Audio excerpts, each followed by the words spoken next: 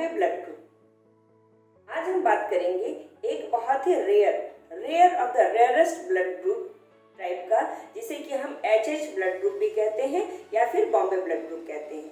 Bombay blood group क्यों कहते हैं? क्योंकि इसकी खोज सबसे पहले YM भिड़े ने बॉम्बे में 1952 में किया था, इसीलिए इसका नाम बॉम्बे ब्लड ग्रुप भी रखा गया है।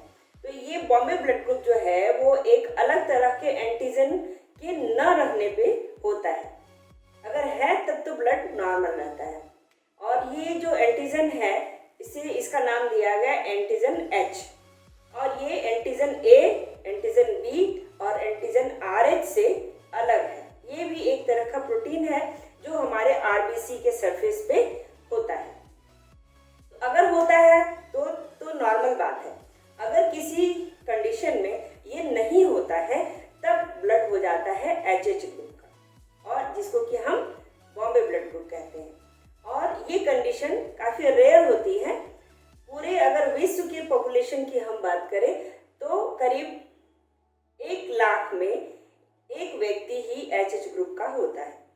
लेकिन जो दक्षिण एशियाई देश हैं, यहाँ पे जो इसका प्रिवलेंस है, मतलब इसका होना जो है ये ज़्यादा होता है, क्योंकि यहाँ के जो लोग हैं जो जैसे श्रीलंका, नेपाल, बांग्लादेश, पाकिस्तान और इंडिया, ये यहाँ के जो लोग हैं इनके वंशज एक होते हैं। ये एक सिमिलर एंसेस्ट्री से आते हैं ये लोग, और यहाँ पे लोगों में के बीच इनब्रीडिंग की भी प्रथा है। मतलब लोग आसपास के परिचित से लोग विवाह करते हैं। इसे इनब्रीडिंग के कारण ही इसका जो अकरेंस है ये ज़्यादा है। तो यहाँ हमारे दक्षिण एशियाई देशों में 7,600 से लेकर के 10,000 व्यक्तियों में ये HH ब्लड ग्रुप पाया जाता है। तो ये HH ब्लड ग्रुप होता क्या है और ये एक पीढ़ी से दूसरी पीढ़ी में कैसे जाता है, इसके लिए हमें इसकी जेनेटिक्स को समझना पड़ेगा। तो H एंटीजन है, यह एक डोमिनेंट एंटीजन है। मतलब ये हर परिस्थिति में अपने आप को एक्सप्रेस करता है। क्योंकि ह्यूमन में, मनुष्य में जो गुणसूत्र हैं वो 23 गुणसूत्र के जोड़े होते हैं। इस जोड़े में से आधे गुणसूत्र माता से आते हैं और आधे पिता से आते हैं। तो ये जो H एंटीजन का जीन है ये हमारे क्रोमोसोम 1 पे पाया जाता है, जो कि एक ऑटोसोमल क्रोमोसोम है, कायिक गुणसूत्र है। यहाँ पे उपस्थित होता है। और अगर दोनों गुणसूत्र पे कैपिटल H हो, मतलब दोनों गुणसूत्र पे H हो या फिर एक पे हो एक पे ना हो, तो भी व्यक्ति में H एंटीजन उपस्थित रहता है। और अगर दोनों ही गुणसूत्र पे ये H नहीं होता है, रिसेसिव होता है, अपने आप को ये एक्सप्रेस नहीं कर पाता है, उसी कंडीशन में जो ब्लड ग्रुप होता है वो HH प्रकार का होता है या बॉम्बे ब्लड ग्रुप होता है।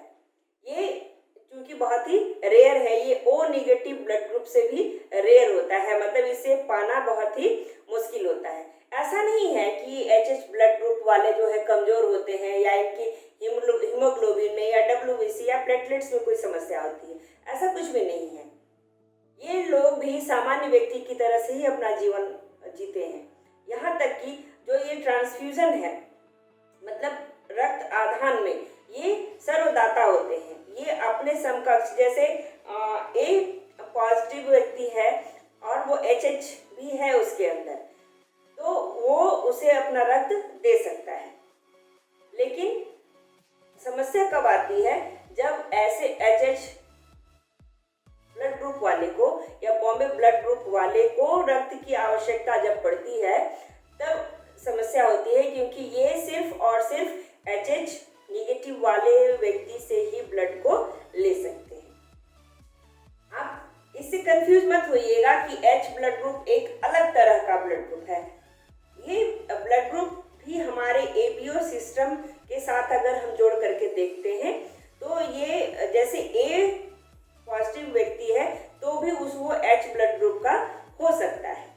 उसमें ये जो H जीन है ये एक अलग जीन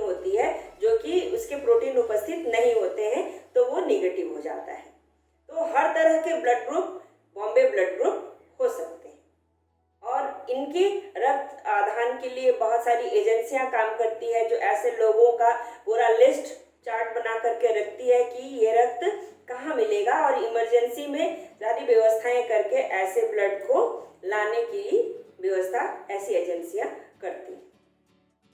अगर आप इसकी जेनेटिक्स को समझना चाहते हैं कि ये हमारे दक्षिण एशिया में क्यों है और किस तरह से ये एक पीढ़ी से दूसरी पीढ़ी में जा सकता है, तो आप हमारा ये अगला वीडियो जरूर देखें।